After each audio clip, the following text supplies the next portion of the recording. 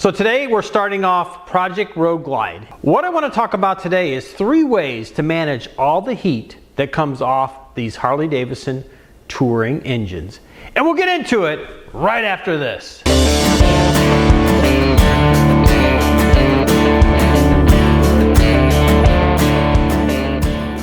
These Harley Davidson engines put off a lot of heat. And there's really 3 ways that you can sort of manage that heat. One of those ways to manage it is already a feature that's built into the bike, and I'm going to show you how to do that.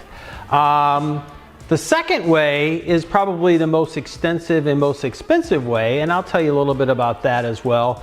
And then the third way takes a little time, not too awfully expensive, and actually is something that's included on some of the other touring bikes, but for whatever reason, it's not included on the Street Glide, the Street Glide Special, the Road Glide, the Road Glide Special, the Road King or the Road King Special, or the Electra Glide Standard. So the first way to manage the heat on these motorcycles, and really manages it more when you come to a stop, is the EITMS. That is already included on the bike, and what I'm going to do is show you how to do that, how to turn that on and make sure that it's enabled. So essentially what it does is shuts down one of the cylinders if air temperature, you're sitting at idle and the temperature of the engine gets over a certain level. It will actually shut down one of the cylinders. The bike might sound a little weird, but as soon as you start going, both cylinders begin to start up. And I'll show you how to do that right now. To turn on the EITMS, you essentially have to put your ignition to on, turn your run switch to on. Then in my case, I'm actually going to put this into information mode and select engine. Into enable or disable, you basically just roll the throttle forward and hold it. Right up here will say is disabled, and it will switch over after holding the throttle forward to enabled. So now the EITMS is enabled on this bike. The second way, and probably the most extensive and expensive way, is actually to change out your head pipe. That catalytic converter that is in the stock head pipe, it keeps and creates a lot of heat right around in this engine portion for both the rider and if you have a passenger. Oftentimes, especially on the right side of that bike, that heat will just be coming up. I recently put out a video earlier this year on how to install an aftermarket head pipe that really reduces that heat, and I'll put a link to that right up here so you can go back and check that out as I go step by step, and how to take off your stock head pipe, install an aftermarket head pipe, and then also talk about other videos in that series, talk about the other things that you need like a tuner and those sort of things. But I will say from experience that really cuts down the amount of heat. So the one caveat I will have about changing out that header, I mean, obviously the whole warranty situation has sort of changed with the FTC ruling with Harley Davidson, but it still somewhat prevents you from putting an aftermarket tuner, which most people like to put aftermarket non-Harley tuners on these after they change the head pipes out. So my warranty is still good until sometime in 2023, so I'm not going to be changing the head pipe out on that anytime soon. So that leads me really to my third option here to sort of manage heat, and that is to put mid-frame air deflectors on this bike.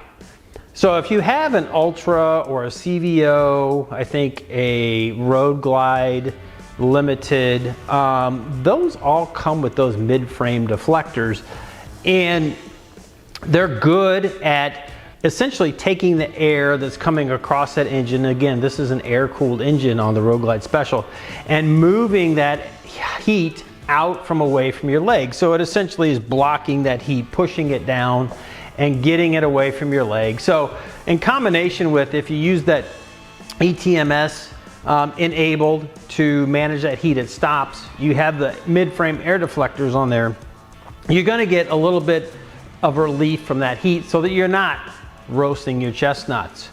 So what I'm going to do now is show you how to install some mid-frame air deflectors. So the mid-frame air deflectors I'll actually be putting on is, these are from HogWorkz. I actually went with a vivid black, but they have a whole variety of anything that you want to color match. I could have gone with billiard red. I decided to go with vivid black because that sort of keeps the theme of the black here.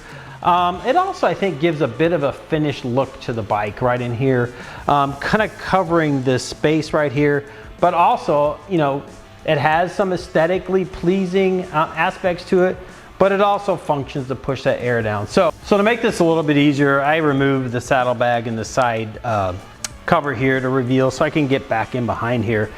But the first step, what we need to do is actually remove this cable that's coming through here. We need to pop this Christmas tree connector out so that we can loosen that up. And there's actually a place where this will actually connect on back onto the back side of the mid-frame air deflector. So if you have one of these tools, you know, you can pop that out or just kind of pop it out by hand. Just be careful.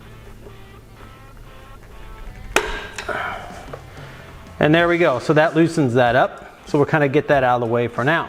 This my bike is actually a 2021. There's actually a threaded hole right up in here for the bolt that'll go into the top portion of the mid-frame air deflector. And then this bottom portion, you actually have to put a barrel nut that goes right in here. So I'll go ahead and push that in. It actually just comes in from this side. So this is the barrel nut that will actually go into the frame, and this will allow me to put the bolt in through the mid-frame deflector to connect it into the bike, because essentially there's just a blank hole right here. So all you got to do is find that blank hole right here, you push that in and get it lined up, and you heard it snap right in there. So now that's ready to go. I mentioned we popped this out in an earlier step.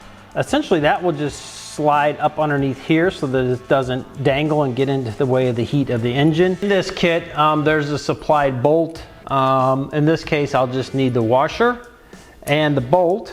And that will actually just, for the bottom portion of this, go right in here. And then we just get it lined up with where I put that barrel nut in there. So we got that started. I would suggest leaving this loose because now we've got to get this cable, this snapped in, that's snapped in, and then we've got to get this one. So the challenge I found in installing these is always getting this top one in. The supplied bolt and washer that comes in the kit. I'm going to attempt to get this started. So again, I've got that in there now. And I'm just hand tightening these. You might want to consider putting some blue Loctite on this. I believe these are 7/16. So I'll get my 7/16 wrench and tighten it up. But essentially that's it. Pretty simple installation. I'll do the same thing on the other side. So that's it, guys. Again, 3 ways to help manage some of that heat. 1, enable your EITMS that's already included on the bike. 2, once you're out of warranty or once you feel comfortable, you can install an aftermarket head pipe that eliminates that catalytic converter and gets a lot of that heat off. Or 3, you can install some of these mid-frame deflectors like the ones I've got here from HogWorkz. I'll have links to the videos.